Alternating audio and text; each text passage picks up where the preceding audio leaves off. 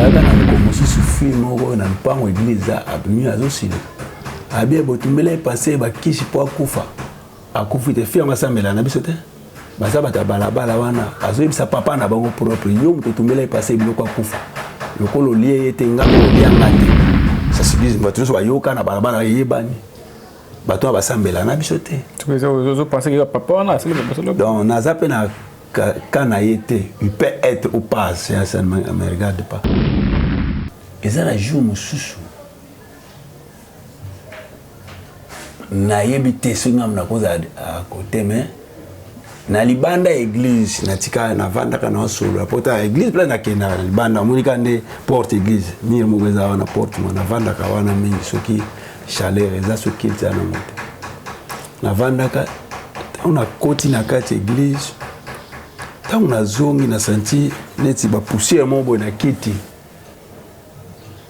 napupulaki yango me nasepelai nango te oyo ya makasi ya délivrance toyaki na délivrance ya sœur na biso sœur moko yaya ya évangéliste na ngai mwana na nga moko na kamba aza mwana na nga mpenza na kambi aza lelo na Luanda évangéliste Légi Manene grande sœur na bango azalaka alagoni je pense que nazio temete momonaka ye baya na ye alobaka te atelemaka ta supaka wana aliaka azalaka wana aliaka kutu mpe te alors paralysa makasi esala déjà 9 jours soki 10 jours na ndako na bango bakende bisika nyonso ebonga te aya mpa na biso atambola e assista batrouble libumu evandi ovima do bato bakanisi na ye monene libumu wana ata émission suka tosalaki na ozali monene elai monene ya santé te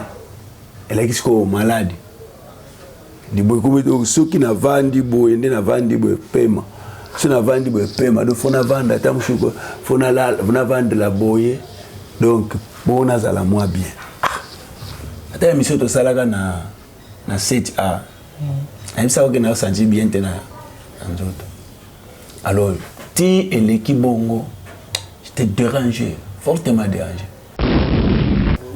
etango na girango nazwaki temps ya kobima libwanda na butu wana na se forcer na sokoli alors na ntongo nakwasi kojikobo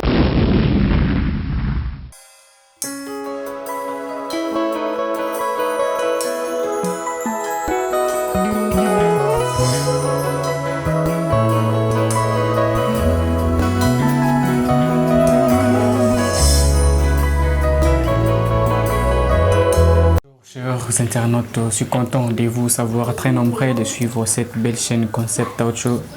Abonnez-vous massivement, chers internautes. Je suis avec Pasteur Esaïe. Vous le connaissez très bien, c'est un pasteur avec qui tout ça a une émission Mingi. Mais aujourd'hui, c'est un peu triste. Donc, ils ont vraiment émissionné pour me donc, on est venu parce que Dieu a fait grâce. Dieu a fait grâce. Nous allons que Simban tout le monde aussi battu. Pour votre information, avant que nous présente Bino Pasteur Esaïe, je vous informe que Pasteur Esaïe a été empoisonné. Donc c'est comme ça, Donc la jalousie, on ne sait pas. Et TVZ Radio T, il va vous expliquer qu'est-ce qui s'était passé. Donc, mais Pasteur Esaïe, il est empoisonné, raison pour laquelle je suis venu lui voir, ce journaliste. Donc ma seule contribution est à Anaï. Et qu'est-ce qui se passe? Pasteur Esaïe, bonjour. Bonjour. Ça va bien, ouais, c'est quoi, ça va? Ça va. Mais je t'ai surpris au cas appel que tu me proche je dis mais comment on va bien passer non parce que ça est malade et il ne voulait pas me dire vraiment la vérité puisque il voulait santé à moto. Et je voulais aussi le confirmer ce que vous avez bon. Il peut confirmer et c'est pas vraiment du tout normal. Et c'est pourquoi tout le monde par rapport à la bosso. En tout cas, ce qui est vrai, Nabeli, dans 3 semaines, église na kete na tamboli pete donc na beli soki naza lelo eza nzambe de soki kata ovandi bonga mpona nga na omona nzambe nazalaki dia mourant donc po dimension ya difficulté ya badouleur mpe passion nga namoni nandima ete ça eleki batemps nandoka pasi naola nazalaki na ve moko natiaki epai na nzambe de janvier au juin nayaki fo nalalaka na église presque nalingaki ane momba oyo mais ntango tokomi na mois de juin nabandi kosanti befe ya makasi alors examen liboso nasalisa yango na armée du Sali na biso awa na njile na quartier D bayebisinga est-ce que avant biso kende hôpital ni nayebisi bango bona epai te docteur nabenga nanga fo salisa baexamen makasi namoni yo na examen général mais oza neti na poison en tout cas ce qui est venu na minimisaki yango na ndima na yango te pour moi namonaki yango eza na kata mosu bamibe ta mosu santé kaka bongo docteur amone bien te mais pasi yango bakisi bakomeli nga esimbi te alors j'étais obligé à kosalisa examen mosusu na hôpital à Seti na hôpital de référence AONG le même résultat bapesi nga yango na minimisaki yango kaka nabosani résultat mosusu eza kutu wana na papier eza na chambre nake na médica na kitambo basasinga examen ya docteur moko azalaki wana ya mwasi nata consultation apesingaka le même résultat mais pas si comme est-ce que makasi donc au monde ovandi poso nzoto ezosuwa makasi puis motema pema comme pasi do nzoto pasi ta mosusu mwana misu buya bon nabandi ko un peu ko supportango alors tango siko na kesa sa examen wana kitambo wana siko passer pena bandi ba makasi ke osa so mouvement makasi te na kati na kola na église onala na ndako passer za kaka alala kate passe alors ne ko réaliser bon nata nano oyo bango balobi na kendeki pa ya suka place na kendeki pa Abraham symptôme sous symptôme pasteur oyo place batiaka mai na makolo donc makolo na bassin bona wikiti kaka ina choite na kisu na choite ke wana alors bon ngasko na mona ki amza bien parce que c'est un homme de Dieu na lingi pe na consultation il a dit ça non uzana ba infection mo makasi na moni pa na yo on dit poison mais il va infecter makasi na boya pe ko yebise ke na leka ki boya ba yebise nga boya na boya ikoloba alors na vandi apesi akatenga ba jour se payer na futi mbongo liboso chaque jour faut ya na $20 tu obligé à kokende na mbongo wana na boya pe ko yebisa pena batu na église parce que na mona kiango ko paniquer batu et puis na yebite nani atiango na vanda kaka wana na kenda ouais passer mo diminuer na ekutu ko yebisa ba na musa église ngabi na moni kuna trace avant passer peut diminuer na komo tambola quelque temps kana mona ba douleur ezongi ba articulation de passer ezongi ya makasi passer ezongi na moni selo wa ko sate bon na kati na bandi ko sala ba recherche na mtasali saka il y avait une maman qui m'a conseillé maman Adolo abisinga bamela kisi boye na ebiango me to lukiango pe ba kisi yango ko za ke anti poison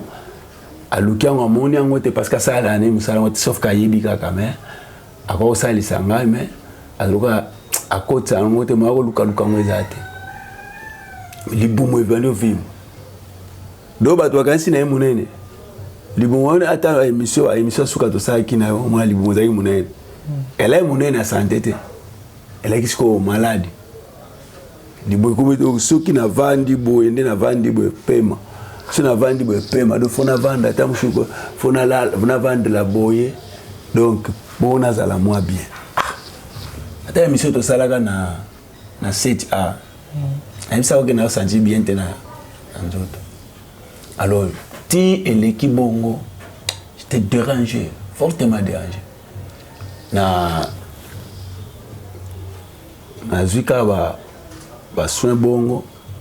Alors na semaine wana eleki pasi ye makasi nazoka kokende te na église omona soki oza na église mo makelele ozokoka te. Alors ntan moko nazoka s'efforce me namoni ke nzoto mpenza ezokoka soki osupporte te ke onina te ani asala mosala na nzambe. Navandi na ndako nakoka soki te nasali mpe navandaka na ndako nalalaka banda ntongo ti mpoka na pasi na nga esilo nta mpe na ndako. Donc tolai kaka na bonne mwana andobima na ye natika bonne soki mpe avandi na ye moi mpo koyebisa ye eza te nazaka na chambre nga moko sobima kaka naboyi mpe kopanike bato me nayebisi kelke baserviteur toza na bango nayebisi bango. Alors ti bapesi nga numéro ya motu moko foka poison oyo bato batraite yango eza bakatange eza kaka bato este kaka bazala makasi mpo bango nde baya nango mpe bango nde baya nango. Bon sikoyo eloko ekamwisi nga nasengi numéro papa moko atindi nga numéro le même numéro apesi ngai yave un ami pasteur auti lemba ye kotala nga susu ntango ayoki yango apesi nga numéro ya motu le même numéro kaka ya motu wana kaka na ye susu koconsulte papa moko boye aza mpe kaka moshoye lisusu apesi kaka le même numéro ya motu wana colonel moko boye Raoul. Alors ye motu autaki Goma ye motu ayaki kosala test basalaki nga bon pour moi nanondima nanga mpe ana nteke poison namonaka mpe naza maladi nanga mosusu parce que nayebi ke mpo na nga nanobaka bayebisanga na hernie pour moi je sais que ekozalaka wana kaka donc bayebisinga o te faut ça l'examen test na biso ezalaka no simple test yango ezalaki nini bazwi verre ya propre batie mai obwaki soi na kati ya verre. Alors soki poison ezali soi ekonova na tina se soki poison ezali te soi ekokita na se te ekotika na likolo. Alors batie ya mutu mosu etika likolo batie ya mutu mosu etika likolo nga natie kaka na tu na nga batie linga mai natia boye soi mpe yande ezokita tieke vanda na se bango bato tu bazali kana batalani déjà poison asi evandi na nzoto nzambe kaka esuki wana te ayebisinga zeya na appareil nanga moko abimisa appareil moko ezalaki nango kaka pla boye batie ti bato nyonso soi nga natie banotoka oyangaka mizala différent biyo oza na poison mais poison oyo ya kolia te pourquoi nanondima poison te parce que pour moi je ne mange pas souvent dodaye naliaka te naliaka na ndako apa na ndako naliaka taso na église naliaka na mutu moko kaka bango balambi nalie esili. Alors kotala excès de confiance te mais nayebi bato yango ke mabe ekozala te na ngambo eza na ndako eza kuna. Alors ntango sikoyo test wana esalami bamoko koloni yango achange prix tokana $150 ntango monika test confirme abio en tout cas nasalisi bato mingi ya gouvernement bacadre mingi nasalisaka bafuta yanga moko moke eza $500 obe $1000. Donc pa na yo kawo eza makasi poison se va na ndoto fo $450 sans discussion. Alors tant on a na passe na miko discuter na suppléer na mbongo te na perdre mbongo ebele na mbongo te abisinga te il faut misaka mbongo parce que kisi na ngai boye atipisi ba valeur na ye bon ça va mais na mbongo ndambo aboyi pe ko za mbongo ndambo bon ça tourne olinga na kufa le mercredi auto le cas ça la test c'est pasteur nanga musuza na ye asala na fonction publique pa ba na mutu moko mutu na ebise so okende sala test ba yesu na test ndenge moka ça va na pesa numéro ma pesa ya mutu wana bon siko valeur na ona moni ke se kaza asala ka foka na yokana na ye j'étais obligé ya osala na ye. Après banda mercredi wana pasi na butu makasi ya makasi sani makile bando bana matoi na kesu babo makila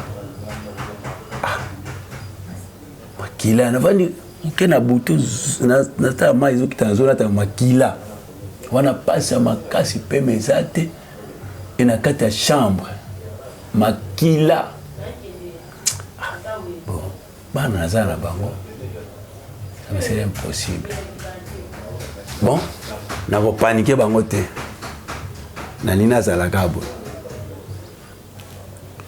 na girango kanga moko etango na girango na zwa kitan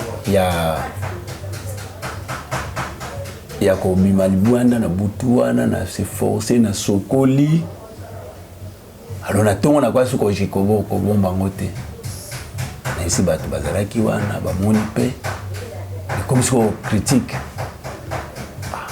alors mama bana ngai nzamba pambola ay ko benga ko mekotina odiabi yozo linga te ko kende ko kende hôpital la ta muta ko saso ko mbongo zo ko kate kena hôpital moko ba zongisa yo mai ako ina ba ba ye ba maison parce que ndeko komi la critique una santé qui fona yo kai kena hôpital mweza pemeni awa expliquer bango ba ndiko perfectionner ngai mais makile silikate so vandi bukemo surtout na buntu ya jeudi ya vendredi ya samedi makile zo kita penza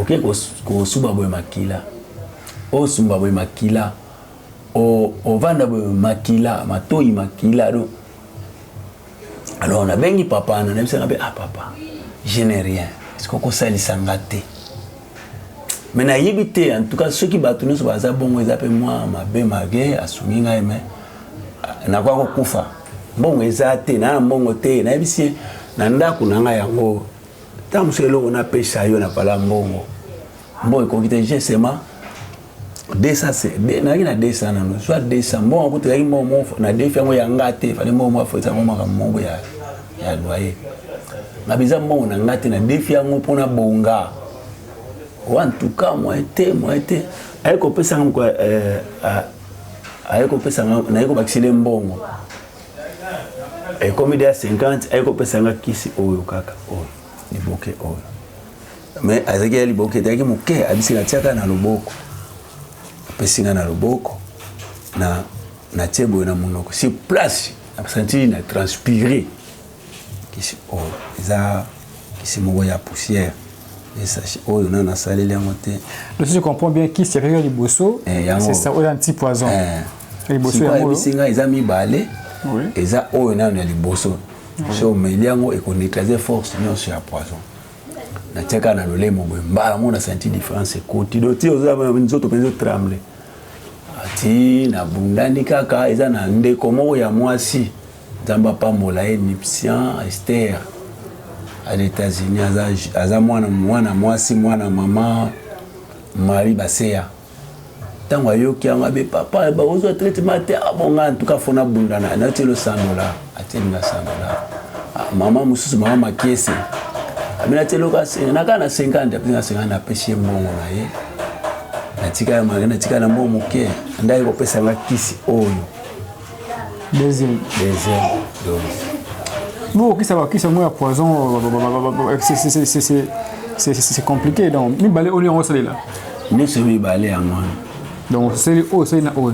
Si au côté A wa na musapi, aloté sous A, aloté. Donc c'est moi et comme si makasi wo. Ya on comme comme si makasi na prière, s'il vous plaît prière zaki makasi. Et bana au église bandima ko se privé ko lia komela. Ba se ba ko gêner awa bango. Maintenant, trois années mouké. Parce que nous bela wana matériel matoni na butu wana au milibanda au sokoli au zongi donc au penser au prier. Nando prier abonga na ko prier ne refuge na ngeza prier si j'ai vu c'est grâce à Nzambe. So yimo nous vu poison ba les sur poison boy et toi-même. Ozo ba ke ozo région de biso peut le baraké Nzambe un peu compliqué parce que tant autant qui vous ça là, vous ça na Mais permettre quand même poison joyeux. Donc, tant de baraque, non, c'est un peu compliqué. C'est moi raison, ok, je pense. On a un bazar compliqué. On a un bazar. Le problème est que la mission de poison s'est réalisée. Parce que Mouto a traité tu pries le vrai Dieu. Ce qui poison a lobby.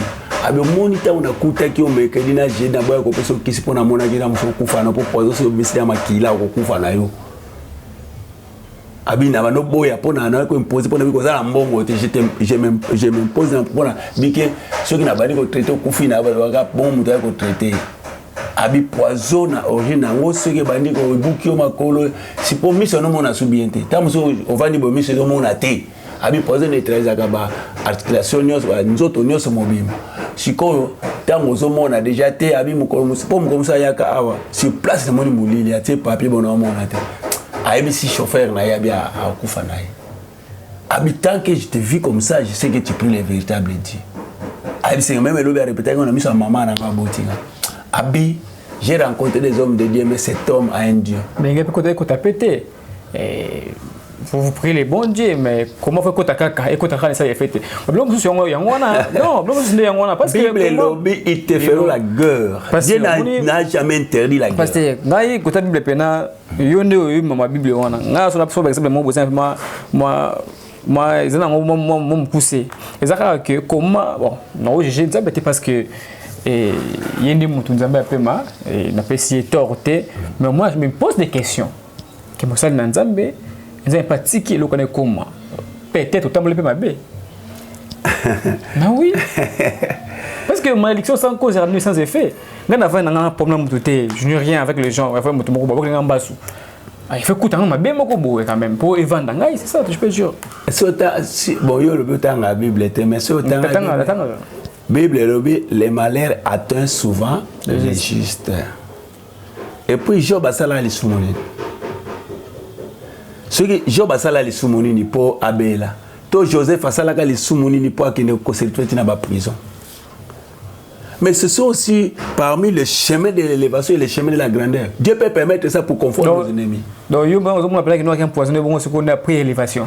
C'est normal, c'est pas normal quand même. Mais dites un peu, bateau batia kiango, s'attendait que mouton là, parce que balobi n'a pas poison ya caméléo s'il vous plaît. Ya caméléo, batumbi caméléo, batia sur Babylone, on a bon moussou sur le juillo et bon magakaka. Yem ça bateau batia kiango, batia kiango ambitionné. S'attendait à mort, non? Pas bien avec Kamuna. Donc, babi pour Azoana, c'est ça, les pas 3 ou 5e jour et même. Si on a profité. Je pense qu'on a raison à Malobanayo. C'est-à-dire que c'est capable que ça fait très mal, mais au moins gloire à Dieu, aux envies. Il y a l'air à Minandaku. Il y a Minandaku, le banda au liak raté. Mais, mais on comprend l'été. On peut s'en confesser à mon église. Oui, mais le baraquet, le l'air ambitieux, aux anacats ambitieux. Bon, ça peut être ça, mais je peux te dire que non aussi. Non, je te repose un exemple, beaucoup de personnes qui ont le modèle à tête souvent le geste. Ça veut dire que quand on a besoin de caractère. Mais on peut répondre. Oui, et je peux dire aussi non. Parce que dans le monde actuel, quelqu'un peut être loin de toi, mais proche de toi, c'est possible. Mais est-ce que nous on appelle ça poison goliath? Bon, nous on fait du yomoko. Conscience na yo pour tout ça bateau. Nous on fait cette émission, mais qui va on y a à la parler, na yi awa. Na Pierre Kiwata, mbote exemple. Alors ceux qui n'a vu pour moi saisir, alors on réfléchit maintenant dans ça qui n'est pendant la journée. Donc comprendre que c'est votre peut-être. Maintenant yo ton enfant d'abozo, aux reprocher na nini, aux ata idée moi mon qui exactement comprendre que t'es ça ngalo cause mutu oyo. Bien ça pour na loko o basalinga ibo.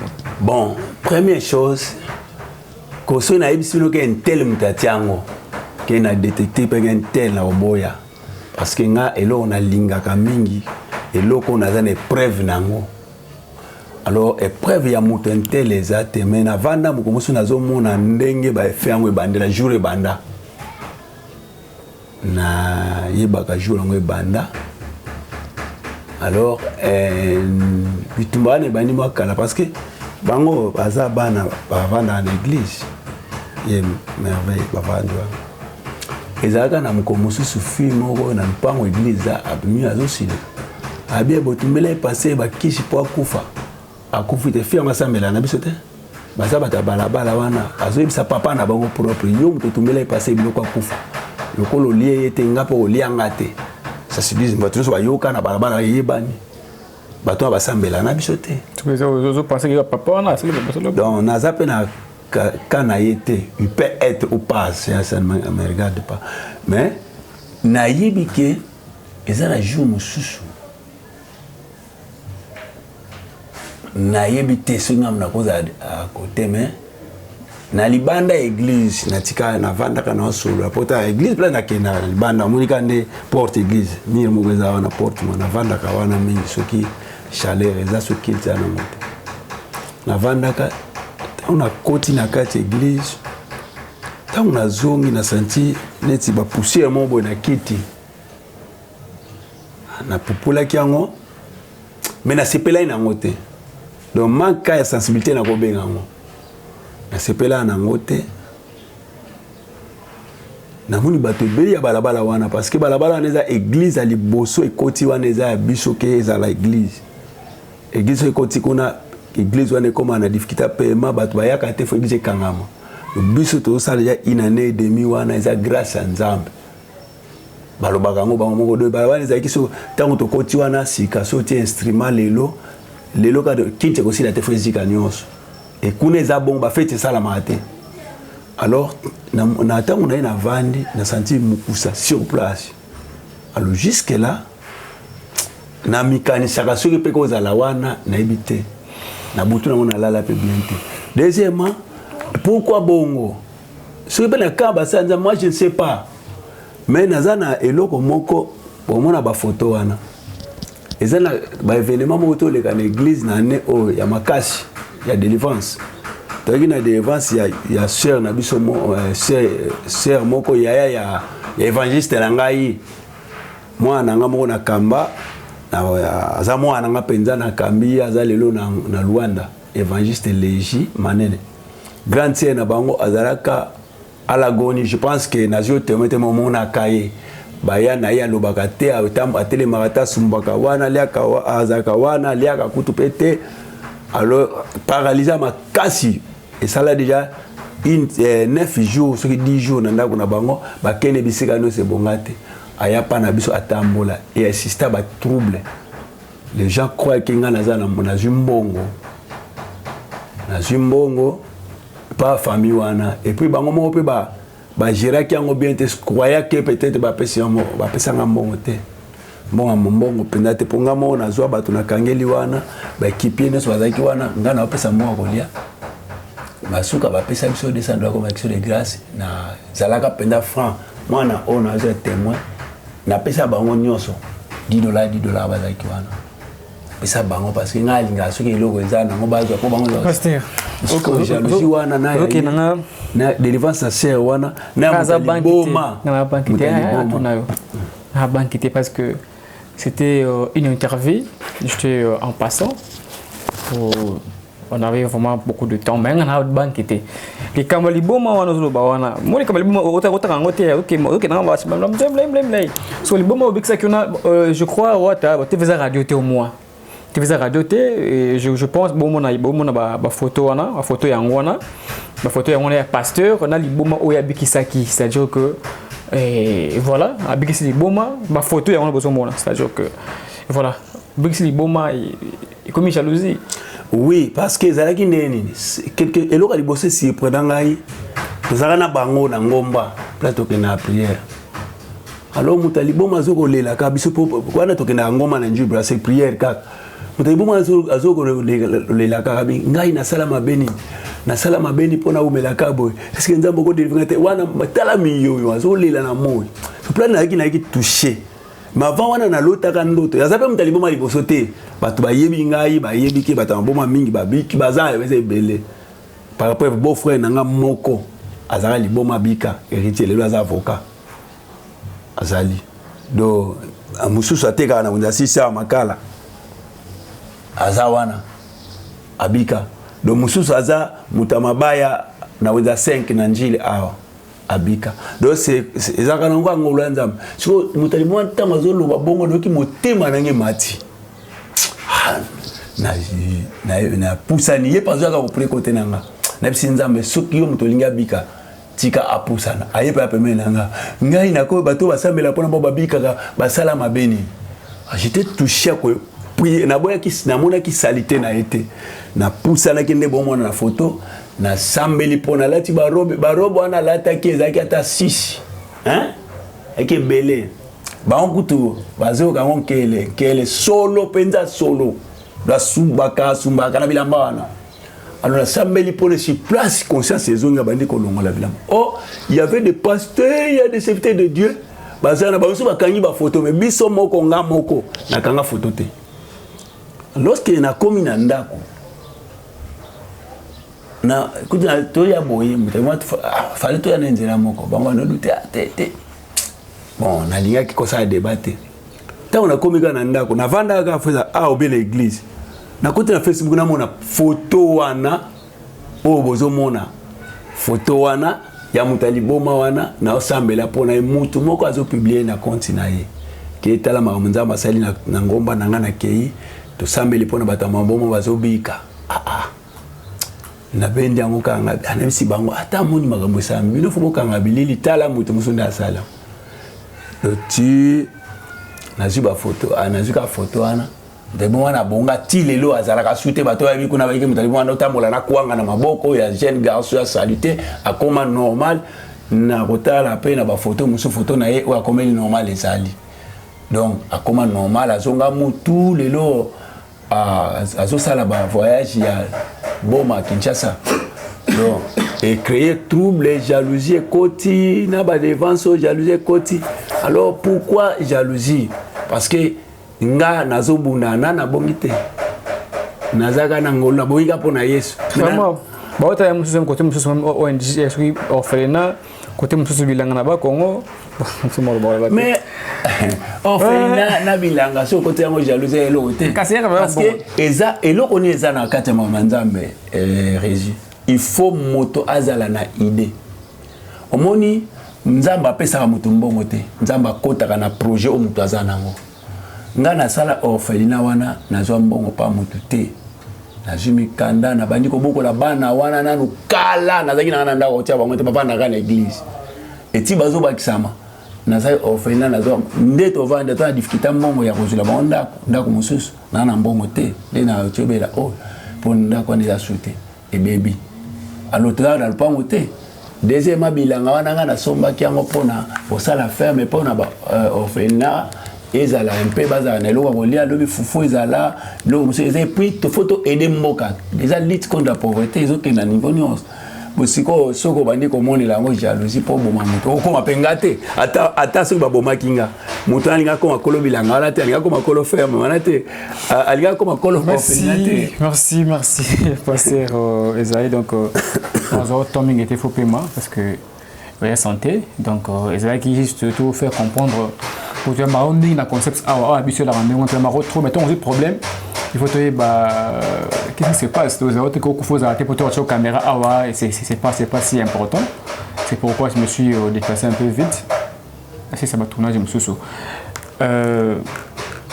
message nous va te d'ailleurs au bandaro déjà na malade aux ana on se maintenant message nangeza ce qui est vrai na za pa na difficulté net financièrement na la difficulté pour le moment. Donc même na étape on a za ba mbongo no se keke na ba dépense oyo na sali presque 3 mois na difficulté o na dépense ka mbongo ezate orphelinat kuna ndako pa kolo lupango wana papa nelia utokufa na ye lupango ba kaboli ndako kovanja ngo ezate mbongo garantie pe eza soute pour 3 mois efutami pete mbongo garantie ezate to luka garantie pour batu bakota bana wana bazwa esika kovanda. Deuxièmement nga moko fona zwa traitement penza o eza c'est bien ayebisi ngai na zwa traitement kisi o pona kosisa poison ayebisi nga lokola ekoma makila fona landela soins médicaux mingi et puis fona kota suba radio ba soins nyonso wana fo elandama moto akozala motema kosunga sungi kaka meona ngai eza mieux placé pe bino boza wana. Deuxièmement na kolenisa mutu nyonso kosala mutu mabe te po mutu ya nzambe mutu asala ye linga oyeba asalaki nini po akoma. D'ailleurs neti badon c'est Dieu qui donne. So bominga po na don nzambe apesi osalelo te obominga po na projet mo na sala osalelo te so sepe na projet wana linga oyeba asalaki nini pourquoi asalaki yango. Est-ce que neti babiloko ba moto ya biloko bomela moto tozoneti nga jusque là na luka nzambe apesa nga monga so na zwi mbongo na yebisaka bato nga na kosomba jamais jeep ya $60,000 lorsque nana tongi ndaku te po na ba orphelin so bité na kosomba te donc nga na tambola so muta kabelinga camion l'équipe $10,000 na koteka yango. Pasteur Ezaïe, vous avez un numéro par lequel on peut vous contacter? Oui. 09 98 065 55 plus 243 09 98 065 55. Ils appellent numéro na WhatsApp. Donc soki obengi ngai ekoza malamu bino batozola na ngai mama fi ozoka ngai mutu nyonso pe olanda ngai ozoka ngai tozala besoin nazana besoin soutien na bino nde nazawa lelo nazo sala émission o nazana no nzoto na ngai je crois bomona ngai na image mususu eza ote. Alors soki motema molimo na nzambe simbi olandi ngai o ede ngai eza mabete Ok, merci beaucoup. C'était Pasteur Ezaïe qu'on avait réussi dans cette révélation du concept Aucho. Voilà.